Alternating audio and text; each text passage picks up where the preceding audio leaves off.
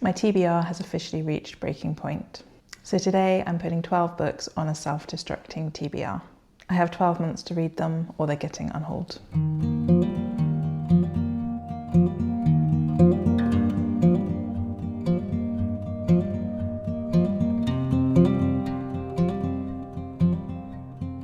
Welcome back, and if you're new here, welcome to my channel. My name is Sophie and today I'm sharing my self-destructing TBR. This challenge was originally started by Becca in the books and it's something that she does on her channel every year. The idea is simple. You choose a list of books that you've owned for a long time, give them one final chance, and if you don't read them within 12 months, then they're gone. So at the end of 2025, I realised that I now have 500 plus books on my TBR, which is too many for me to realistically manage. I want my TBR to feel exciting and inspiring, not overwhelming.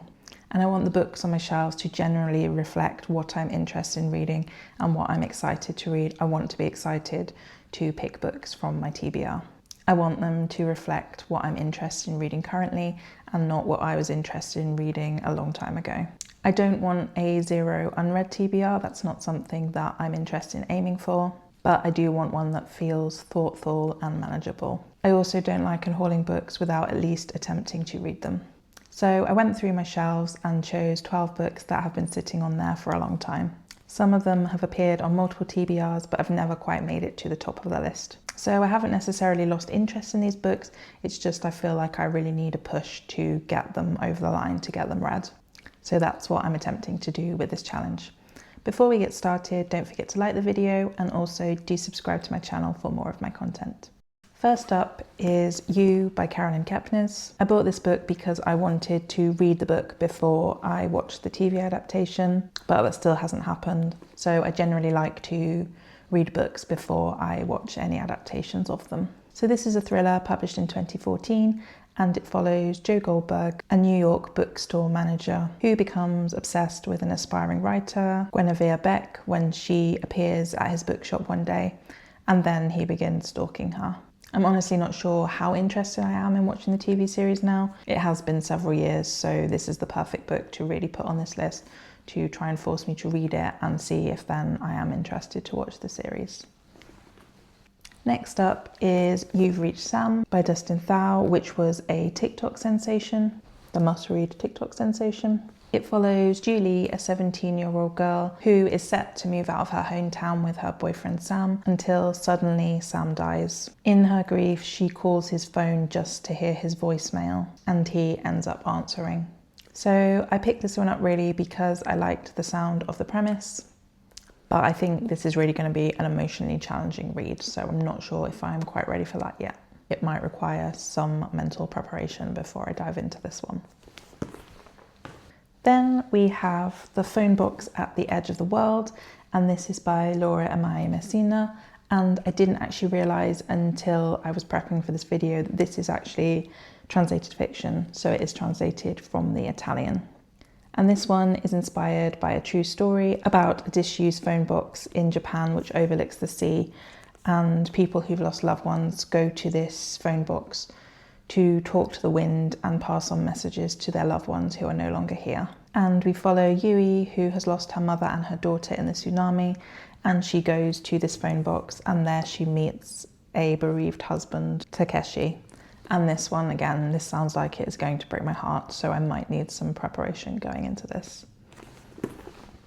Next up, we have Delayed Rays of a Star by Amanda Lee Coe, and I received this one in a past subscription box, which was called Books That Matter, which was a really interesting book subscription, which focused on books with really hard-hitting themes and also a diverse range of authors. Sadly, the book box no longer operates, but this one is left over from that. So this novel centres around the lives of three iconic actresses, so Marlene Dietrich, Amanda Mae Wong and Leni Riefenstahl, and their paths crossed directly at a party in Berlin in 1928. And this one explores ambition, fame and the cost of success for women in the film industry, and I love the 1920s setting. The 1920s is a period of history that I am really interested in. Then next up we have On Beauty by Zadie Smith. So I don't know too much about this book, but I've wanted to pick up a novel by Zadie Smith for a long time. So I did pick this one up because it was a winner of the Women's Prize for Fiction in 2006. And this was published in 2005, which actually makes it probably the oldest book on the list at 20 years old. So this follows a mixed-race British-American family living in the United States, and it's inspired by Howard's End by Ian Forster, which I also haven't read. But Zadie Smith always seems to be on those lists of books that you should read, so I'm really excited to pick up my first book by her, so hopefully it will be this one. Then we have another award winner and another book that won the Women's Prize for Fiction. And this is Half of a Yellow Sun by Chimamanda Ngozi Adichie. So this won the Women's Prize for Fiction in 2007. So again, has been around for a number of years. And this is set in 1960s Nigeria, and it follows a young Igbo boy who becomes a houseboy for a university professor during the Nigerian Civil War. I have heard really good things about this, and again, it's a book that's mentioned a lot on books that you should read, but I am a little bit intimidated by it, I'm not going to lie. I think it is going to go into some really important and deep topics, and I have a feeling that it's going to be quite literary and quite dense, so yeah, it is a little bit intimidating, but it's one I'm interested to read. I also got this really cool Matchbox edition of the book, so yeah, it's meant to be like a matchbox, which is really cool. The next 6 books on the list are witchy books, which may come as a surprise to you, as this is one of my favourite genres. And these are not on the list because I don't think I'll like them or I don't think I'm interested in them. These are really on the list because I want to push myself to read them. They have been waiting on my shelves for a long time, and at one point I was very excited to read each of these. So up first we have The Salem Witch Society by K.N. Shields, and this is probably the book that has been on my TBR for the longest. I've had it now for almost 15 years, which is crazy. I should have read this by now. So this is set in 1892, and something or someone is reviving the terror of the Salem witch hunts. The synopsis compares this to A Discovery of Witches, which honestly makes me wonder why I haven't read it already. I did really enjoy A Discovery of Witches. It's also described as a dark fairy tale, rich in history, mystery, and witchcraft, so it does sound like something that I would really enjoy. So after 15 years, finally, I'm hoping to read this one. So then we have The Once and Future Witches by Alix E. Harrow. So I didn't realise how perfectly this pairs with the book that I just mentioned. This is set 1 year after that and is also about witches and the Salem witch trials. So I have read Starling House by this author and did really like it, so I think that I could really enjoy this one. It's a historical fantasy set in New Salem, and it follows 3 estranged sisters who reunite to reclaim lost witchcraft. And at one point this was also very popular in the book community. Then we have Conjure Women by Afia Atakora, and again this was a book that I received in the Books That Matter subscription. This is set in the 1860s and told through alternating timelines, and it explores slavery and reconstruction through the lives of 3 women: an enslaved healer, her daughter who becomes a midwife, and also the daughter of the master. It also says it incorporates folklore and Southern Gothic elements, which I love. And yeah, this one sounds really interesting.